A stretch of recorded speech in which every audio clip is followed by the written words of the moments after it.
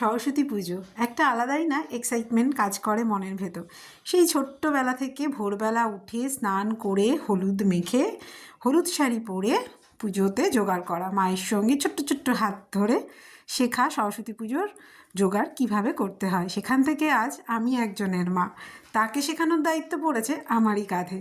তাই সেই ছোটোবেলার নিয়মগুলোই একভাবে চালু করেছি। হ্যাঁ, এখনকার জেনারেশন একটু আলাদা, তাই হয়তো আমাদের মতন হলুদ শাড়ি পরে না, কিন্তু শাড়ি পরার চলটা আজও আছে।